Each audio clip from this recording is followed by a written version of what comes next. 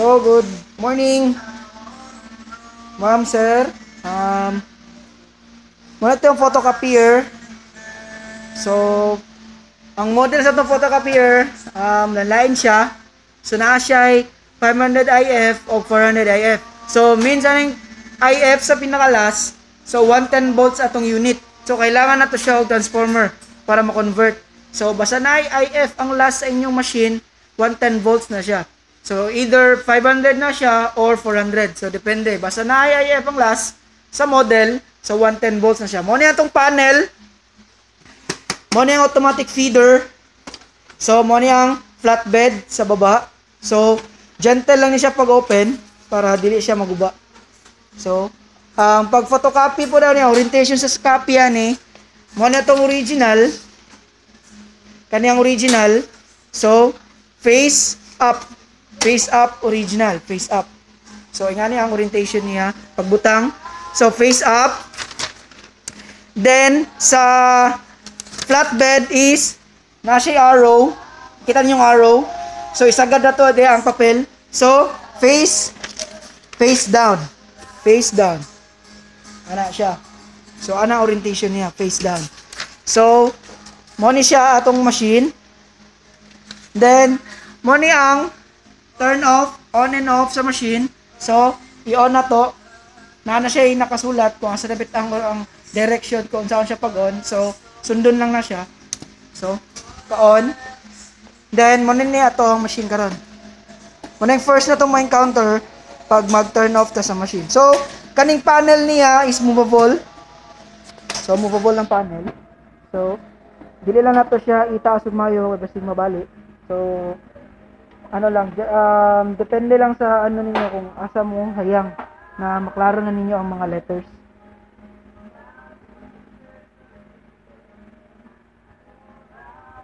So, nag-loading siya. So, mo na yung iyang loading. Starting up siya. So, may encounter na to pag mag-i-on na to ang machine.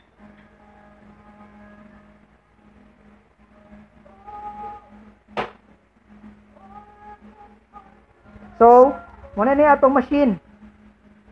So, diri na portion sa right side na to, mo niya ang number of copies. So, 3 digit ang kaya niya. 3 digit. So, mo niya ang power saver. So, for example, wala niyo ginagamit ang machine, tapos nakasaksak lang siya. Tapos naka-off ang panel, i-click lang ning energy saver. So, para mo on balik ning panel. Then, number of copies. Then, clear. Reset. Start. Kung mag-photocopy na, press start, stop. Kung maliin nyo ang yan, press stop. Then, muna siya ang panel.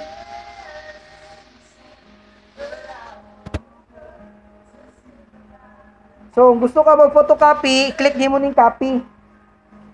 Copy. Then, naadari tanan. So, gusto ka mag-select ng paper. So, diri ka sa select paper, click nyo mo. So, tray 1, dapat naka-highlight ng tray 1, A4. Then, press OK. Then, kung mag-enlarge and reduce po ka,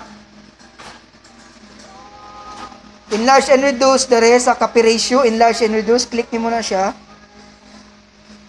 So, nasa default settings dere na side. Sa left side na to ang reduce, sa right side ang enlarge. So, pwede po nimo siya mano-mano.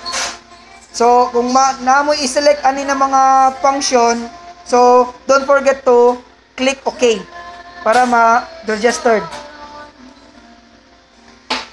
Then, kung back-to-back po ang inyong kung gusto mo back-to-back ang inyong i-photocopy, so ato mo diri sa two-sided. So, two-sided, click niyo yung two-sided. So, nakita niyo, click niyo yung two-sided. So, kaning one-sided to two-sided, ginapasabot ani, duha ka original, i-combine niya. So, for example, so, natay duha ka original, duha ka original, so, isa lang na to sa EDF. Duha ka original, face up, So select na to ang one-sided to two-sided. So press OK. So makita nato dire na nag-highlight siya. So nag-function ka ning one-sided to two-sided. So start, click start. Kung gusto ka pila ka buok, click nimo ning dire na portion kung pila ka buok. Kung wala na kay ano isa lang, so i-click nimo ning start.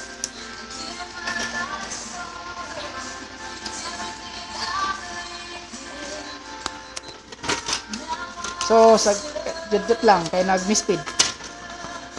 So nag-paper jam siya.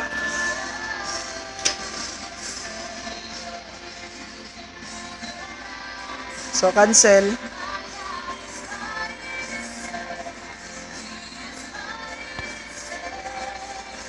So usbo na to.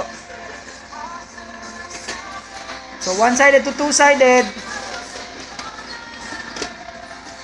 So one-sided to two-sided.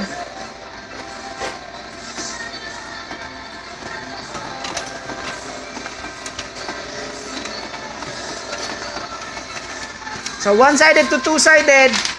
Back to back niya. Ngayon yung gawas. Back to back na siya. So isa ka papel na lang. One-sided to two-sided. And then direta sa two-sided to two-sided. So automatic back to back. Kung back to back ang mong original, so back to back po na yung gawas. So for example, one-sided to ganina, kani two-sided to two-sided na. So okay.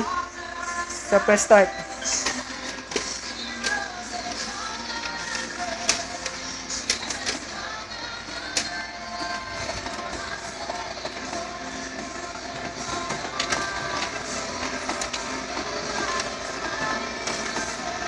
Okay.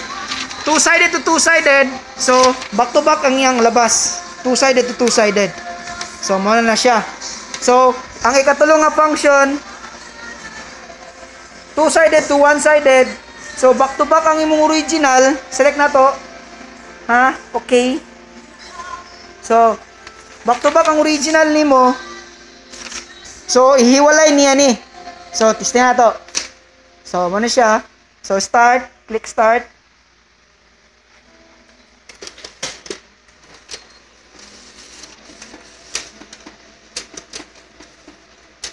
So muna siya. Ang two-sided to one-sided. Okay. So back to back original, gi-split niya. So mo na ni, duha ang iyang ilabas. So mo to siya ang function, one-sided to two-sided. So direta sa ano, after ani, i-reset na to para mobalik siya siyang default setting. So reset. So wala na siya naka-highlight. So direta sa density, so mo na yung darker kung ang inyuhang original is medyo light, so pwede niyo siya i-dark, dire na side. Dire na side. Kung light pod, kung dark pod kayo, dire pod na to na side. I-light lang pod na to.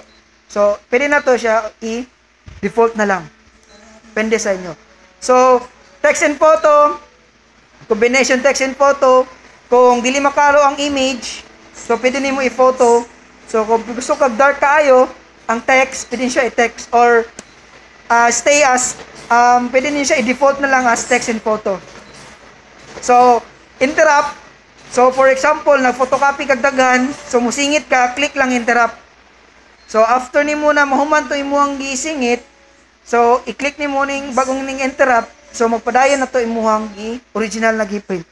So, options, kung gusto po kag i-sorting ni mo, sorting, gusto kag sorting, so, ato ka sa finish, ato ka ning collate, so, straight na siya. For example, nakay module na kani nga set. So 3 sets kani tulo ka buok, tapos gusto nimo himuon siya og 20 sets. So i-collate nimo siya. So kana sunod-sunod na siya. I-collate nimo, click nimo ng collate, so sunod-sunod na siya. So for example is okay na to. So i-close na to. Then buta na to og 3. So nakabutang 3 sets. So 3 sets sa ingani nga set. So photocopy ta start. So mo ni ang collate. So gi-photocopy niya ang tulo. Then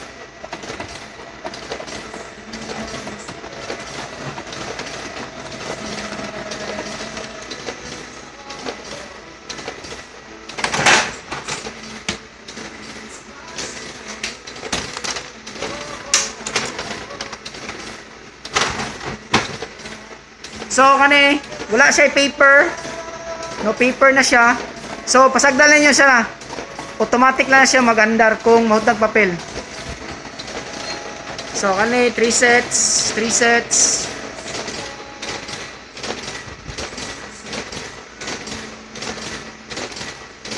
Okay. So mo to siya, options collate 3 sets. Naka-collate na siya. So kung mag-refill mo magpapel, pinduton lang ni siya. So refill mo papel, automatic detect A4 and long, ay A4 and rather A4 and letter, automatic detect A4 and letter. So diri po na side, kung gusto mo mag-refill og toner, kani angat lang ni siya, pasaka. Then birahon siya. Then tanggalon ni siya. Kani, tanggalan sa likod. So ani siya pagtanggal para mag-refill. Then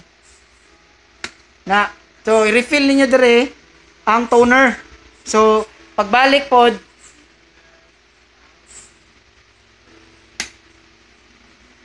twist, ituyok. Tapos ituyok siya. So make sure lang siya na nakalock yun yung kaning na dili mag-spill. So pag ma-refill na ninyo or mag-ilis mo butilya, so tanggalon lang ni siya, taod lang siya balik. Then close. So kung mag-replace na pod sa waste box, mo ni ang waste box, replace waste box. So itaktak lang ni. Taktak lang sudan ni dire. Iyabo lang ni siya tapos ibalik na pod ninyo pag mahurot na siya ang sulod. So close. So kung mag paper jump pod ang machine, so i-open lang ni dire right side. So mo ni ang fusing, careful mo ni, medyo init ni siya dire banda. Pagtanggal aning fusing, ibaba lang ni kani tapos kanipod kung if ever na mag-misfeed na rin sa fusing para madali lang yung tanggal, so tanggalon lang siya na siya. So pwede din siya tanggalon diha.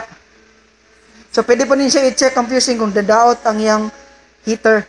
So pag taot pod, sulod lang pod siya. Tapos lock. Then dire mag-misfeed. So, careful lang ta dire banda, pagbiraan ni dire. Paggawas ang pagbira sa papel.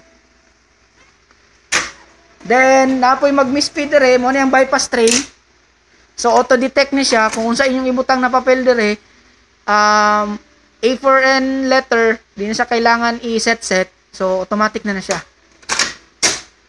So, dire po ang tray. So para matanggal yung tray, kung na mag-misfeed, so ana lang, pirahon lang siya. So i-check ninyo dire, mo na yung pick-up rubbers sa ilalom. Pwede niyo siya trapuhan kung magsige siya misfeed. Dira, mo na yung pick-up rubber. Mo na pick-up rubber. So pwede ra ninyo na siya trapuhan. Okay?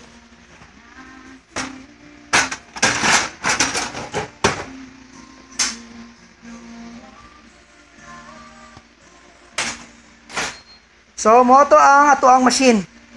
So, how to operate and photocopy the Canon 500 or 400 IF or I.